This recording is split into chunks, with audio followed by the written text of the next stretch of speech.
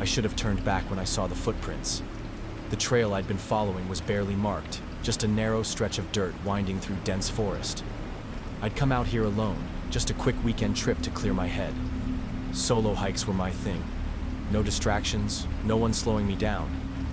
But about an hour in, I noticed them. Footprints in the mud. Not just any footprints. Boots. Deep. Recent. Someone else was out here. That wasn't unusual. This wasn't a well-known trail, but it wasn't uncharted either. What bothered me was the direction. The prints didn't follow the trail. They veered off, cutting through thick underbrush like whoever left them didn't care about the path. I hesitated, shifting my pack higher on my shoulders. Something about it put me on edge. Maybe a hunter? Maybe just another hiker who got lost? Still, my gut nagged at me. Something felt off. I should have turned back. Instead, I followed the prints. A mile later, I saw it. At first, I thought my eyes were playing tricks on me. A dark shape against the trees, too still to be an animal. I moved closer, adjusting my grip on my trekking pole. Then I saw the ropes. A person, tied to a tree. They were facing away from me, bound at the wrists and ankles. A blindfold covered their face. I froze. My stomach turned to ice. My first thought was that it was a joke. Some kind of twisted prank. Maybe a viral video stunt? Then they moved. Their heads snapped up, body jerking violently against the ropes. Shaking. Panic. Not a prank. I took a step closer. "Hey, are you?" They shook their head, fast and frantic. Something about it made my skin crawl. I stopped, listened. Nothing. The forest was too quiet. Then behind me, a metallic click, a gun cocking. Close, too close. I didn't move, didn't breathe. A voice, low and steady, cut through the silence. "Turn around, slowly." I turned around slowly, hands raised, heart slamming against my ribs. A man stood just feet away, half hidden in the trees, a shotgun leveled at my chest. He was built solid, his jacket worn and dirty, his face shadowed beneath the brim of a tattered baseball cap. His eyes, though, his eyes were calm. Too calm. He didn't look angry or scared. Just cold. "Back up," he said. I obeyed, stepping away from the bound figure who had gone deathly still. My mouth was dry. I forced out words. "Look, man, I just got lost. I don't know what this is. I'll go, okay? I won't tell anyone." The man exhaled through his nose, like he'd heard it all before. "Not how this works." He gestured with the gun. "Drop the pack." I hesitated. "Please, Boom! The shot exploded into the dirt at my feet. I jumped back, ears ringing. "The pack," he repeated, voice still eerily level. My hands shook as I slid the straps off my shoulders, letting my pack thud onto the forest floor. Every survival instinct screamed at me to run, but I wouldn't get far, not with a shotgun aimed at my chest. "Now the phone," he said. "Toss it." I pulled it from my pocket. The screen cracked from the tension in my grip. No signal out here anyway. My only real lifeline. I threw it to the ground, and he crushed it beneath his boot without even looking down. Good. His voice didn't change. Like this was routine. "Now," he said, motioning with the barrel. "You're gonna help me." I swallowed hard. "Help you with what?" The bound figure made a noise then, a muffled whimper against the gag. The man ignored it. "You're gonna take a walk, real slow, that way." He pointed deeper into the trees, away from the trail, away from any chance of help. I didn't move. "Why?" His lips twitched like he was almost amused. "Because I told you to." My feet felt like they were sinking into the ground. "And if I don't?" For the first time, his expression shifted. The cold amusement vanished. "Then I shoot them first," he said, nodding toward the hostage. "And make you watch." I locked eyes with the person tied to the tree. They weren't shaking anymore. They were silently begging. I turned back to the man, to the shotgun, to the endless stretch of forest behind him. My legs felt unsteady as I took the first step. And then another, deeper into the trees. I didn't have a choice. I had just become part of the game. I walked. Branches snapped under my boots, the only sound in the suffocating silence. The man followed, close enough that I could hear his breathing, steady, controlled. I forced myself not to look back, not to let him see the panic crawling up my throat like bile. Ahead, the forest thickened. I didn't know where I was going. Neither did he. That terrified me more than the gun. "Keep moving," he said. I wanted to ask why. What the hell he wanted. But I already knew. This was a game to him. And I was playing whether I wanted to or not. The trees swallowed the light, the canopy overhead stretching like skeletal fingers. My pulse thumped in my ears. Then the man spoke. "You should have kept walking when you saw the prints." I clenched my fists. "Who is that back there?" "What are you doing to them?" He chuckled, low and humorless. "Worried about them? You should be worried about yourself." I stepped over a fallen log, glancing sideways for any sign of a path. Nothing. "If you let them go, I won't say a thing. I swear." He let out a sharp breath like I'd just told a joke. "You don't get it yet, do you? You already said too much." Something cold spread through my chest. "How many others?" I asked. "How many people have you done this to?" The shotgun clicked as he adjusted his grip. "Let's focus on you." We kept walking. The ground sloped downward. I recognized a drop-off ahead, a ridge leading down to a creek. If I could get him closer, I might have a chance. Then the world snapped. A gunshot shattered the air, too close. I ducked instinctively, heart slamming into my ribs. The shot hadn't come from him. It came from somewhere in the woods. He stopped, listened. A second shot rang out. Then, screaming. The man cursed under his breath. Not part of his plan. I turned, my chance flashing before me. I ran. The trees blurred past. I dove through the underbrush, branches clawing at my arms. Behind me, he was coming. Footsteps, heavy, fast. "You run, you die," he bellowed. I ignored him, kept running. I could hear the creek ahead, the distant rush of water. If I could make it there, maybe. A shape exploded from the trees beside me. Another man. Not the gunman. Someone else. My body barely had time to register him before he tackled me to the ground. I hit hard. Air whooshed from my lungs as I scrambled to fight. He was strong. Then I saw the knife. Long, serrated, stained dark. My blood turned to ice. I kicked blindly, panic taking over. The blade came down. I twisted at the last second, and it buried deep into the dirt beside my head. He grunted, struggling to yank it free. I didn't give him the chance. I grabbed the closest rock and slammed it into the side of his head.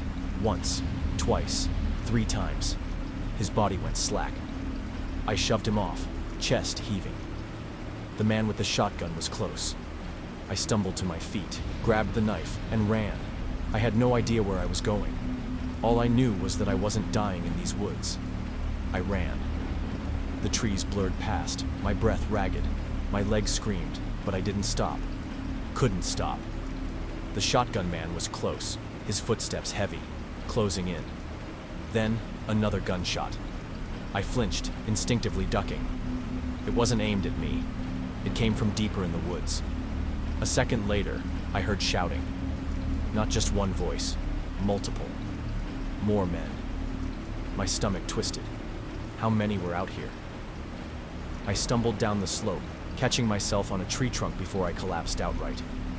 The knife I'd stolen from the other guy felt heavy in my grip. Useless against a gun. I needed distance. I needed a plan. The creek was close. Water muffles sound. If I could get in, move downstream, maybe. A gunshot tore through the silence. Bark exploded next to my head. "Last warning!" The gunman's voice echoed through the trees. I sprinted.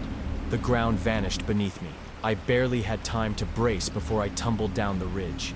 Rocks and branches tore at my skin, my limbs flailing as I slammed into the cold water below. The shock stole my breath. It was deeper than I expected. I surfaced with a gasp, my body already moving. I let the current pull me, forcing my limbs to stay loose. Play dead. Shouts rang out above me. Where'd he go?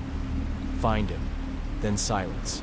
The world shrank to the rush of water and the thunder in my chest. I forced myself to stay submerged, blinking against the sting. The creek curved up ahead, narrowing between steep banks. If I could make it there. A shadow loomed above the water. He was on the ridge, looking down. I couldn't see his face, but I knew. He saw me. I had seconds. The bank to my right sloped upward, thick with roots. My only chance. I moved fast, kicking hard and lunging for the edge. My fingers found mud, then rock. I clawed at the earth, dragging myself out just as another gunshot cracked through the air. The bullet hit the water where I'd been. No time to breathe. I ran. The forest thickened, but I wasn't thinking anymore, just moving. 1 mile, maybe 2. The trees thinned, and then a dirt road, a car, parked, empty, running. I didn't stop to question it. I yanked the driver's door open, keys in the ignition. A bag sat in the passenger seat, open, scattered. A gun, a radio, maps, one of theirs. A sharp crack rang out. A shot, close. I threw myself inside and stomped the gas. The tires spat gravel. A figure burst from the trees behind me. Rifle raised. I swerved. The windshield shattered. Then I was flying down the road, the trees blurring past. I didn't stop. Didn't look back. I didn't stop until I hit pavement, until I saw lights. Civilization. A chance. I pulled over at the first gas station I found, hands shaking as I dug into the bag beside me. Maps, coordinates, and a list of names. I recognized one immediately. The person tied to the tree. They weren't the first, and if I didn't do something, they wouldn't be the last. It started with a scream. Not the kind you hear at a campsite. A drunken yell, a playful shriek, even a startled shout. Number. This was different. It was the sound of a child, a little kid, screaming for help. And it was close. There were 4 of us on this trip. Me, Wes, Jordan, and Alana. We'd been camping deep in the national forest, way off the usual trails, just the way Wes liked it. The more isolated, the better, he always said. But isolation has a way of turning on you. We were sitting around the fire, talking about nothing when it happened. 1 second, it was just the crackling of the flames, the rustling of the leaves. The next, help! A child's voice, shrill, desperate, from the darkness. We all froze. The hairs on my arms stood up immediately. Something about it felt wrong. Jordan was the first to speak. What the hell was that? Wes was already standing, eyes scanning the woods. A kid. They must be lost. Alana shifted uneasily. But where are the parents? We listened. Nothing. Then, help, please. It was farther away this time, deep in the trees. I grabbed the flashlight, my gut already twisting. Everything in my body was telling me this wasn't right. We should call for help, Alana whispered. Jordan scoffed. There's no service out here. We'd have to hike back to the road. Wes adjusted his headlamp. We can't just sit here. If there's a kid out there, they won't last the night. A heavy silence settled over us. We all knew the risks. Getting lost, getting hurt. But could we really ignore a child crying for help? Wes made the decision for us. We stick together. We check it out. 5 minutes tops. The forest swallowed the light from our fire almost immediately. We moved carefully, stepping over fallen branches, listening. Hello? Wes called out. Where are you? Silence. Then, over here. We all turned. The voice was to our left now, but there were no footsteps. Alana grabbed my arm. Did it just move? Jordan shined his flashlight between the trees, his breathing quick. Maybe the kid's running? Or maybe, Alana said, voice barely above a whisper, it's not a kid. A cold weight settled in my stomach. Something about this felt off. Then, help me. This time, it was behind us. We spun around. Nothing but trees. Nothing but fog curling low along the ground. Wes took a shaky step back. I don't like this. Jordan laughed nervously. Maybe we're freaking out for no reason. Echoes or something. Help! The voice was right next to us. But there was no one there. That's when Alana whispered the words that sent a bolt of ice through my veins. Where's Wes? We turned. He was gone. Wes was gone. 1 second he had been right beside us. The next, nothing. No footsteps, no sound. Just empty space where he should have been. The fire at camp was still flickering in the distance, a faint glow through the trees, but the night around us was pitch black. My flashlight trembled in my grip as I aimed it toward the direction Wes had been standing. Wes! Jordan called out, his voice strained. Too loud, too exposed. No answer. Alana's breathing had turned shallow, her hands gripping the sleeves of her jacket like she was trying to fold in on herself. We need to go back. We need to get help. I wanted to agree. Every instinct in my body was screaming run. But then, rustling. Something moved, just ahead. We turned our flashlights toward the sound, the beams cutting through the dense fog. And that's when we saw him, West, sitting on the ground, knees pulled to his chest, staring at nothing. His face was pale. His lips moved, but no sound came out. Wes! I ran forward, but Jordan yanked me back. Wait, he hissed. Something's not right. Wes blinked slowly, his body unnaturally still. Then finally, in a low, hollow whisper, he said, "That wasn't a kid." A heavy silence settled over us. Alana took a hesitant step forward. Wes, what happened? Where did you go? His hands twitched. He stopped, eyes flicking to the trees behind us. Did you hear it too? I swallowed hard. The kid? Wes flinched, shaking his head. Not a kid. Not a kid.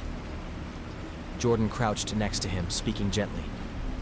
Okay, man, just breathe. Tell us what happened. Wes licked his lips, his breath coming in sharp gasps, like he had been running. It was close, he said finally. The voice, it was right next to me. But there was no one there. He shuddered, rubbing his arms. And then, it laughed. A cold knot formed in my stomach. Laughed? And the trees, Wes's voice cracked. They moved. They closed in around me. The path back was gone. It was just me and that voice. He swallowed hard, eyes glistening. And something else. Watching. I felt a chill run down my spine. The wind rustled through the trees, but there was no wind. We're leaving, Alana said, gripping Wes's arm. Right now. We pulled him to his feet, but he swayed, disoriented, like something had drained him, like something had taken a piece of him. Jordan led the way, his flashlight sweeping the trees. We go straight back, no stopping, no talking. We get to camp, pack up, and we're out of here. Agreed, I muttered, glancing over my shoulder. The fog had thickened.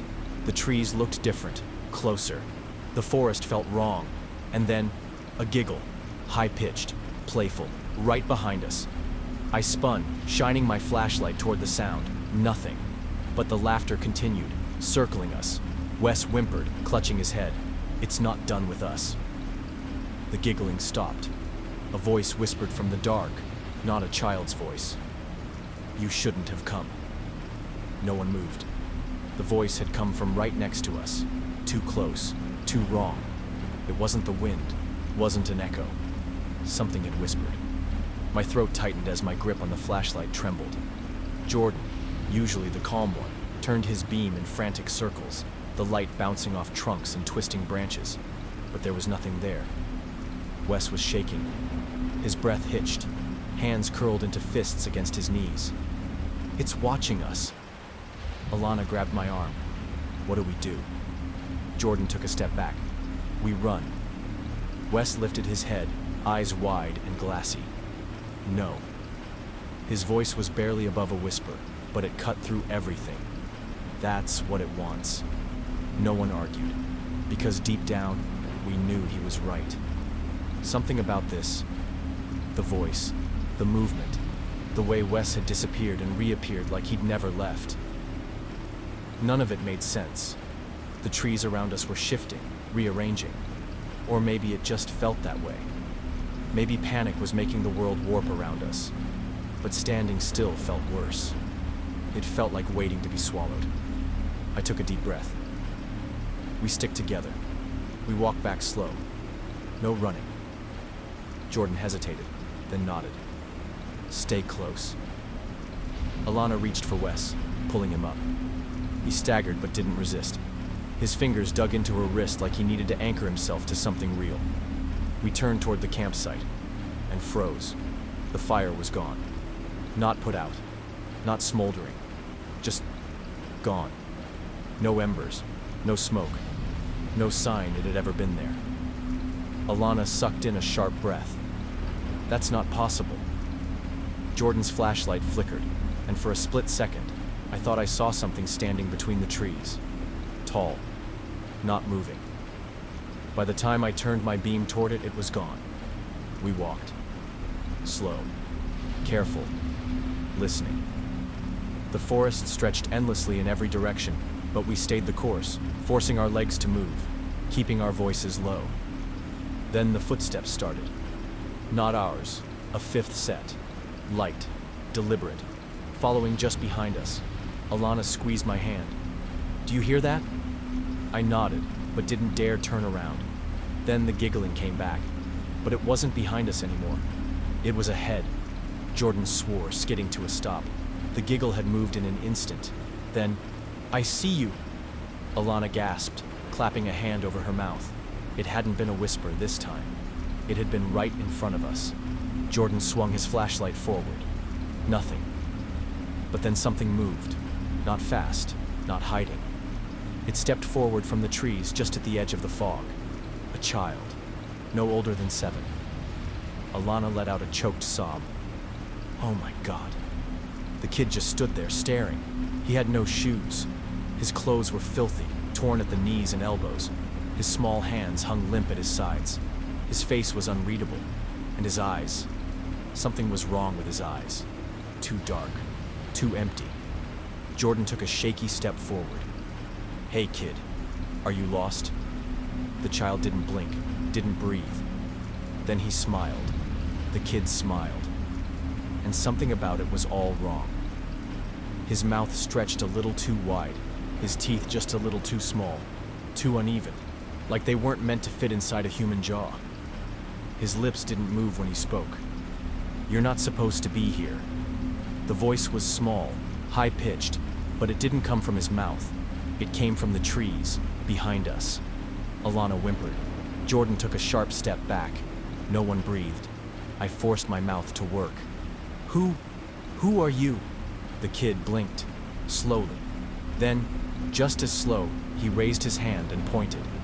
At West, my blood turned to ice. He knows, the voice said again, but it wasn't coming from the kid. It was coming from somewhere else. The trees, the fog. Wes made a choked noise in his throat, his whole body locked up. His eyes went wide with terror. We have to go, Alana whispered. Jordan grabbed Wes's arm and yanked him backward. Now. The kid's smile didn't change, but the fog did. It started shifting, twisting, stretching toward us in long, reaching tendrils. Something inside it was moving. The trees groaned. Something was coming. And then the kid spoke again, this time from right behind me. Run! We ran. Branches whipped at my arms, my legs. The forest blurred around us as we sprinted, never looking back. The footsteps followed, but not the kids. Heavy, dragging footsteps. Too many. They closed in, faster, closer. Jordan shouted something, but the words were swallowed by the sound. The trees groaning, snapping, bending. The fog choking us, and then, up ahead, a break in the trees. The road. We burst onto the gravel, panting, lungs burning. The car was there, exactly where we left it. We threw ourselves inside, slamming the doors, locking them. No one spoke. We sat there, gasping, staring at the forest, waiting for something, for someone to step out. But nothing came. No footsteps, no giggling, just trees, silent, watching. Jordan started the car. The headlights cut into the darkness, but the road was empty, like nothing had ever been there at all.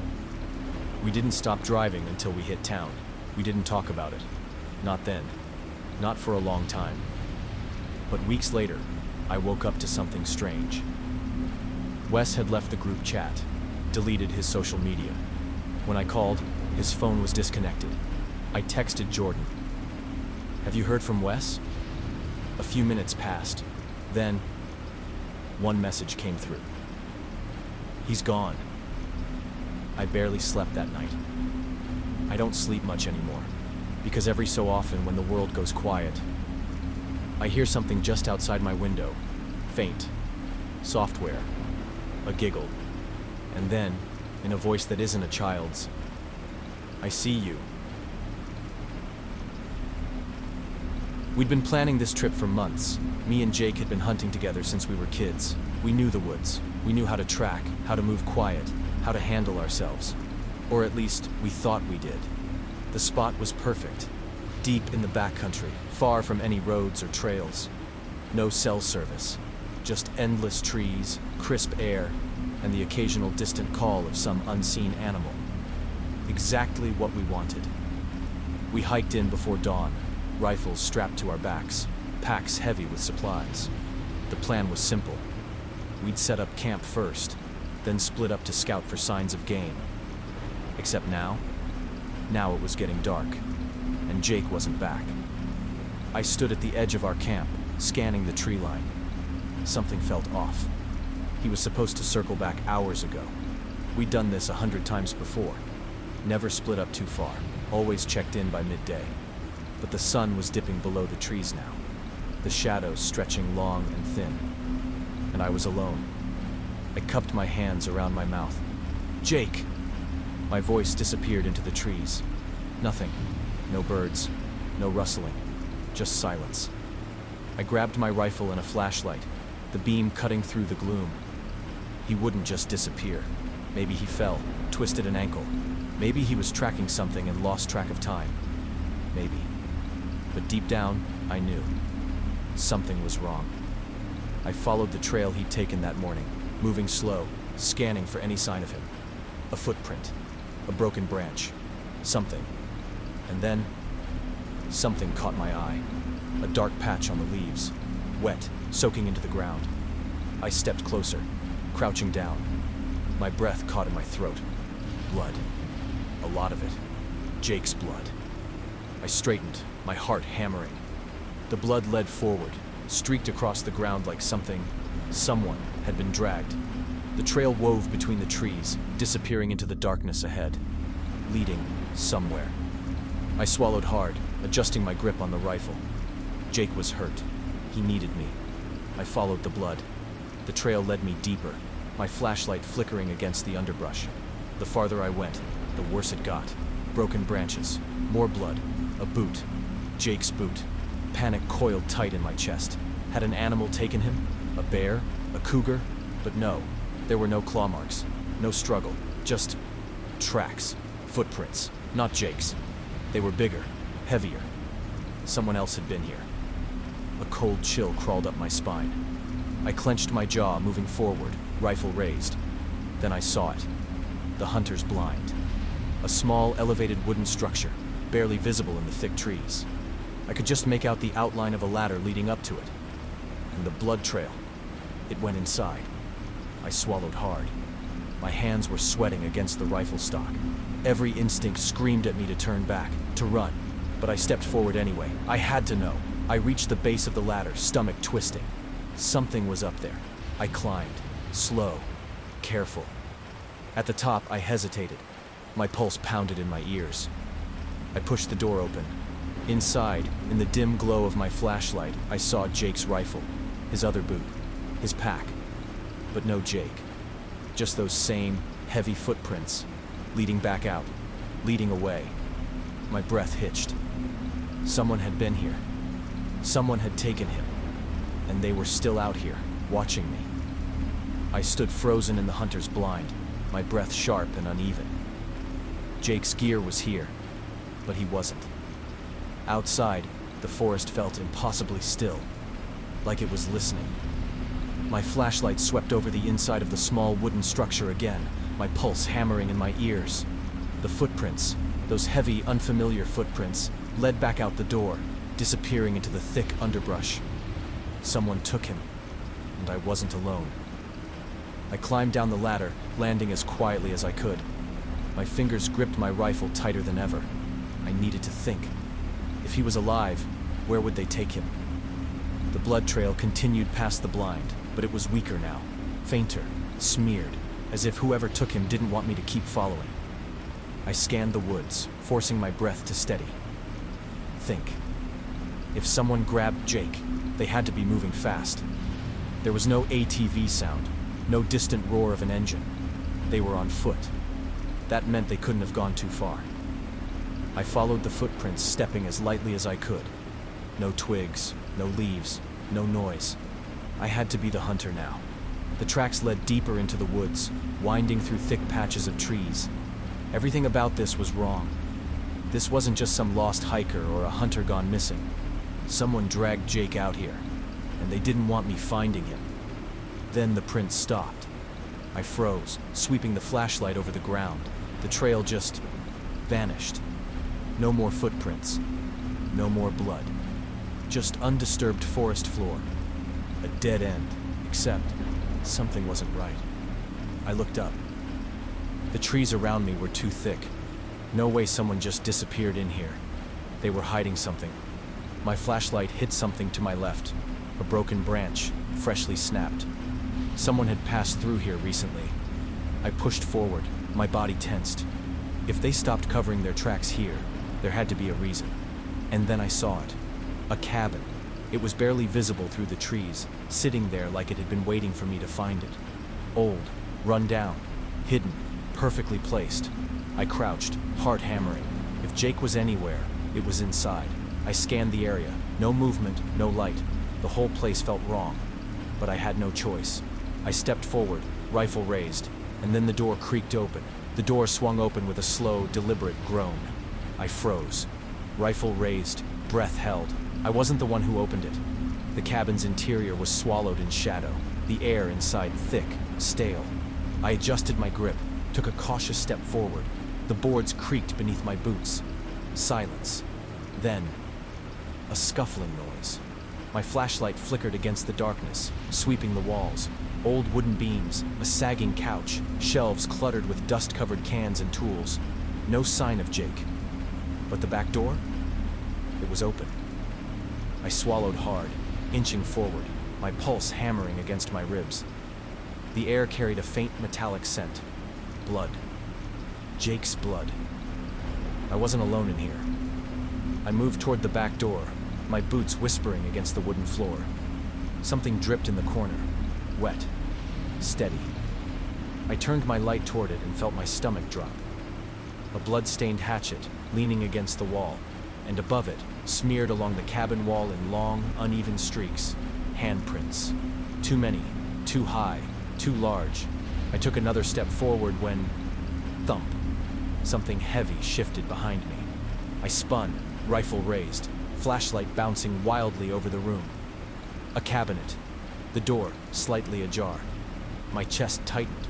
Something was inside, watching. I raised the flashlight, swallowed my fear, and reached for the handle. The second I pulled it open, something launched at me. I barely had time to react. A figure burst out of the cabinet, limbs thrashing.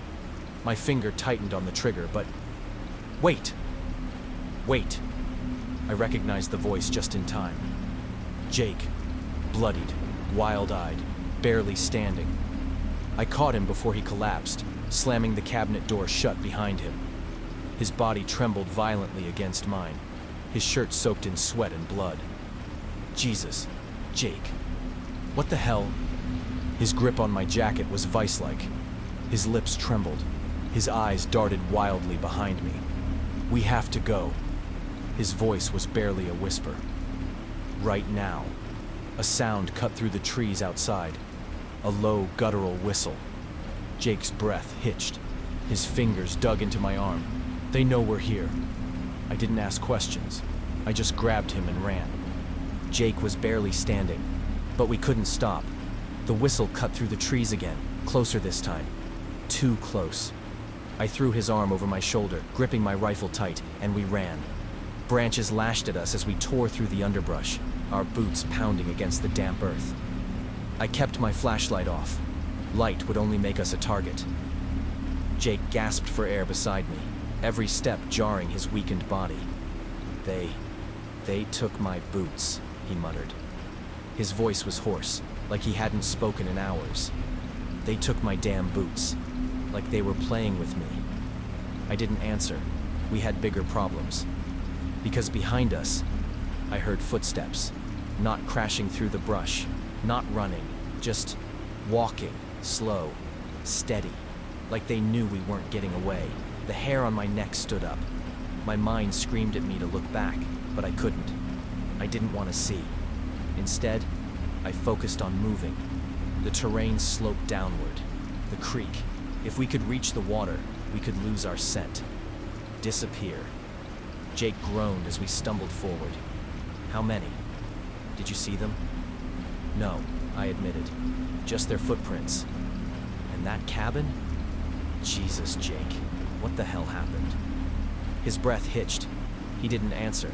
Instead, he just whispered, "They don't want us to leave." The creek was just ahead. I could hear the rushing water now, black and endless under the night sky. Almost there. Then, gunfire. A sharp crack echoed through the trees.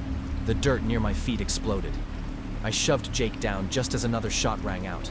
The bastards weren't trying to kill us. Not yet. They were playing, hurting us.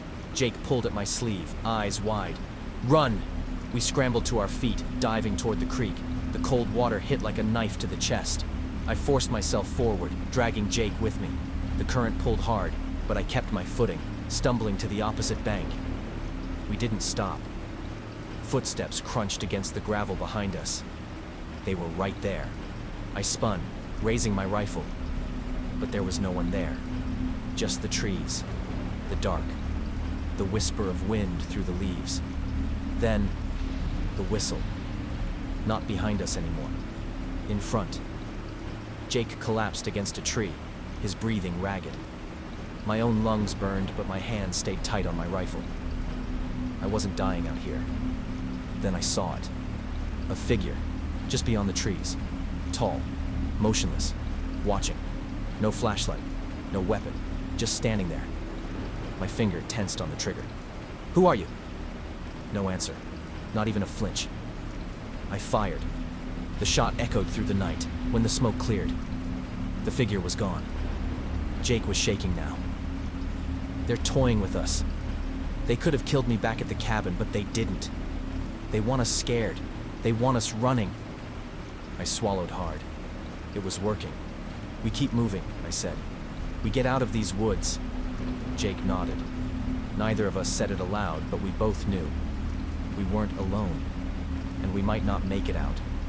We ran until the trees started thinning, until the sound of the river faded, until the whisper of something unseen gave way to the distant hum of a road. Civilization. When we finally stumbled onto the highway, we must have looked like hell. Bloodied, exhausted, terrified. A truck passed us, then slowed. The driver, some guy in his 50s, rolled down the window. "Jesus, you boys okay?" Jake didn't answer. He just stared back at the tree line, his face pale. "We need a ride," I said, my voice raw. "Now." The man didn't argue. He just waved us in. As I climbed into the truck, I caught one last glimpse of the woods. The trees stood still. The dark stretched deep. And just beyond the first row of pines, a silhouette, watching. I slammed the door shut. We never went back. We were supposed to be the first to map the cave, the first to descend into its depths, the first to leave our names on something untouched by the outside world, unclaimed. But caves don't care about firsts, and they sure as hell don't care about names. It was 6 of us. Me, Ash, Dan, Lydia, Cody, and Marcus. Experienced, prepared, overconfident. We'd spent months planning the expedition. poring over every geological survey, every satellite image. Nothing indicated what we were about to walk into. We dropped into the cavern around noon, a thin crack in the rock widening just enough to let us squeeze through. Once inside, the descent was easy. Too easy. Wide tunnels, smooth stone. The kind of place that should have been discovered already. It wasn't. 2 hours in, the tunnel narrowed. Then the ground gave out. The first collapse was fast. Just a slight tremor. Then Marcus was screaming as he disappeared down a dark hole, his headlamp vanishing in a flash of dust and debris. The rock beneath us crumbled, sending me and Ash sliding after him, scraping against stone, choking on dust. When I landed, I heard bones snap. Shit! Ash groaned beside me, clutching her arm. Where's Marcus? I shined my flashlight around. We were in a large chamber, maybe 50 feet across. The walls were wrong. Too smooth. Too perfect. Then I saw Marcus, lying 10 feet away, his leg twisted the wrong way. Dan, Lydia, and Cody were still above, shouting down at us. We tried climbing back up, but the rock was loose, unstable. Every grip crumbled in our hands. The fall had sealed itself. There was no way back. We weren't getting out the way we came in. We had to go forward. We splinted Marcus's leg as best we could. He screamed through his teeth but didn't complain. No point. Pain didn't matter. Survival did. Ash's arm was swollen, but not broken. She'd manage. The real problem was where to go next. The chamber had 2 tunnels leading out. One was narrow, twisting into blackness. The other, wider. Something about it made my stomach turn. The walls weren't just smooth, they were worn. Like something had been passing through. Something big. We chose the smaller tunnel, tighter squeeze, but safer. For an hour, we moved in single file. Marcus barely conscious, as Cody half-dragged him forward. The air was getting thinner, but there was still movement. A draft. That meant an exit. Then I heard it. A sound from somewhere behind us. Not rock shifting. Not water. Something breathing. And it was coming from the wider tunnel. The draft in the tunnel meant there had to be a way out.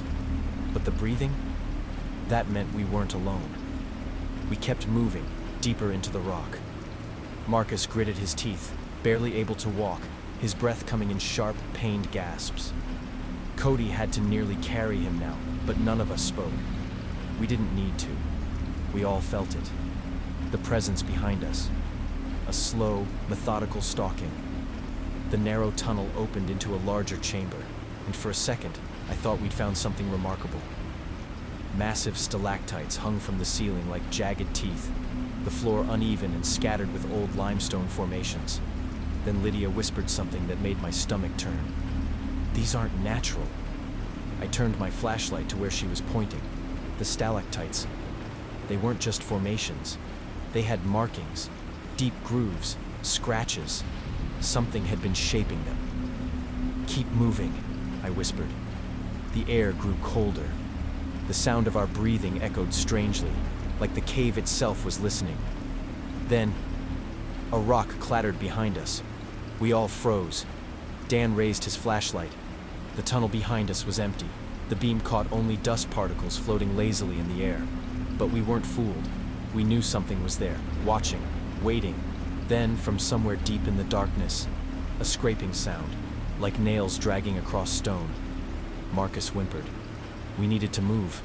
We kept going, faster now, ignoring the way the walls seemed to tighten, the space shrinking around us. The tunnel twisted, then sloped downward. We had no choice but to follow. We weren't going back. The descent became more treacherous. The rock was slick, the ground uneven. Then Cody, leading at the front, suddenly stopped. "Oh, hell no," he muttered. I stepped up beside him, my flashlight cutting through the dark. A pit. A massive drop in the rock, plunging into pure, empty blackness. The draft was stronger here. This was the way out. "We can climb down," Lydia whispered. "We've got enough rope. If we're careful—" "No time," Dan interrupted. "We need to go, now." He wasn't looking at the pit. He was looking behind us, back the way we came. I turned. My flashlight beam swayed against the rock, the walls flickering with shadow. Then, a shape moved. Not a trick of the light, not a shadow. Something. Tall, standing, watching, waiting. The others saw it too. Lydia let out a strangled gasp. Ash cursed under her breath. Cody yanked out his knife, but we all knew a knife wouldn't do a damn thing. Then it took a step forward. A single, deliberate step.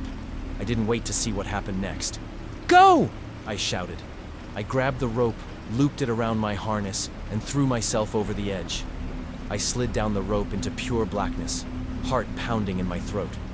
The others followed, one by one, their harnesses creaking under the strain. The pit swallowed us whole, the last slivers of light from our flashlights disappearing into the abyss. Marcus groaned as Cody tried to lower him carefully, his broken leg an added weight that slowed them down. We didn't have time. I could still hear it, that slow, methodical scraping against stone. Something was up there, watching, waiting. Then, a guttural exhale, a breath too deep, too heavy to be human, and it was close. "Move!" I barked. Dan hit the ground first, unhooking his harness and shining his flashlight wildly across the cavern floor. The space was enormous, and we weren't alone. The walls were covered in markings, not just scratches this time, symbols, carved deep into the stone, arranged in long spiraling patterns. Some looked like runes, others like tallies, counting something. Then Lydia whispered, "Bones." I turned my light toward her. She was standing near the far edge of the cavern, her boots inches away from a pile of bones. Some old, bleached white, others not. Then Cody hit the ground hard, dragging Marcus down with him. He screamed, and that's when the noise stopped. The scraping, the breathing, silence. We held our breath. Dan's flashlight flickered, catching a glimpse of something along the far wall. A tunnel. "We keep going," I said. "Now!" Cody grunted as he tried to lift Marcus, but the guy was barely conscious. His skin was too pale. The pain, the exhaustion, it was wearing him down fast. Ash and Lydia helped, but it was clear Marcus wasn't going to last long. We needed to get out. We turned toward the tunnel, and something moved. A shadow detached itself from the far wall. Tall, too tall. Its limbs were too long. Its fingers scraped against the stone as it shifted forward. Dan raised his flashlight. I wish he hadn't. The thing wasn't just tall. It was stretched. Skin too tight over a skeletal frame, its mouth open in something that wasn't quite a smile. It had no eyes, just hollow sockets that seemed to pull in the light. And the worst part? It wasn't alone. Behind it, more shadows moved, more of them, watching, listening. And then, they took a step forward. "Run!" I shouted. Marcus screamed as we hauled him forward, Cody throwing him over his shoulder. We ran. The tunnel was tight, barely wide enough for us to squeeze through. We shoved forward, rocks cutting into our hands, knees scraping against jagged stone. Behind us I heard them, crawling, flesh scraping against rock, nails dragging. We pushed forward, deeper and deeper, the tunnel curving sharply. And then, suddenly, the floor dropped. Ash fell first, disappearing into the void. Then me, then the rest. We plummeted into darkness. The fall should have killed us. We hit the ground hard, bodies colliding in the darkness, bones rattling against stone. My breath left me in a violent gasp, pain flaring in my ribs. Somewhere nearby, Ash groaned, coughing out dust. The others. Marcus? Cody? Dan? Silence. Then a weak moan. They were alive. I scrambled to find my flashlight, the beam flickering as it cut through the void. We were in another chamber, bigger than the last. Stalagmites rose like jagged teeth, shadows stretching long across the cavern floor. Then I heard it. The breathing. Not behind us anymore. Ahead. Cody groaned, rolling onto his side. Marcus was barely conscious, his leg bent at a sickening angle. Dan was already moving, pressing a hand to his head where blood trickled down his temple. Lydia was the last to sit up, her expression tight, eyes darting across the cavern like she was trying to make sense of it. "Where the hell are we?" she whispered. I lifted my flashlight. That's when I saw it. The walls weren't rock anymore, they were smooth, too smooth, polished, as if shaped by something that had hands, something that had patience. And the symbols, the spirals, the tallies, they weren't just markings anymore. They were deep, dug in, carved with something sharp and fresh. Someone, or something, had been here recently. Then Marcus started convulsing. Ash screamed his name as Cody rushed to hold him down. Marcus's body jerked violently, his fingers clawing at the stone like he was trying to rip through it. His breathing was ragged, his eyes rolling back in his skull. "What's happening to him?" Lydia cried. I knelt beside him, gripping his wrist. His pulse was erratic. Too fast, too unnatural. Dan swallowed hard. "I think..." Then Marcus's body stilled. His breath slowed. Then he spoke. "They don't want us to leave." Silence fell over us. The words weren't his, not in his voice. Something else spoke through him. Then, from the shadows at the edge of the chamber, movement. A dozen shapes. No eyes, no breath, no life. Just figures standing still, impossibly thin, skin stretched too tight over their bones. They had been waiting. Now, they were here. I pulled my knife as Cody lifted a rock, both of us stepping between Marcus and the things that watched us. But Marcus started laughing, softly. Then he opened his eyes, or what used to be his eyes. Now, they were black. And when he spoke again, his voice wasn't his own. "You were never supposed to be here." We ran. We ran, even though we knew there was nowhere left to go. The tunnel ahead of us twisted downward, the walls closing in, the cold wrapping tight around our skin. Marcus's laughter followed, echoing through the cavern, turning into something else, something not human. Dan tripped. Lydia yanked him forward. Cody was already pulling Ash ahead. I turned back once. Marcus wasn't in the chamber anymore, but something else was. A figure watching, smiling. Then it moved.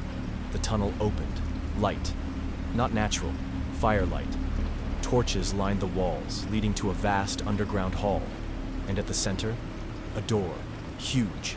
Ancient. Wrong. Symbols covered it, the same ones from before. Cody slammed against it first, pounding, screaming. It didn't move. Then, behind us, the scraping began again. But this time it wasn't slow. This time, it was coming fast. Lydia grabbed my arm. "We don't have time. We have to..." Marcus's voice was right behind my ear. "They let you come this far. Do you think they'll let you leave?" I turned, and he was right there. His body was broken, his limbs twisted, but he was standing, smiling, and his voice wasn't his own anymore. I grabbed the nearest torch and swung. The fire caught his skin, but he didn't burn. He just laughed. Then Cody did the only thing left to do. He rammed his shoulder against the door, once, twice, and on the third hit, it opened, blinding light, cold air, the outside. We stumbled through, collapsing onto damp earth, night, trees, sky.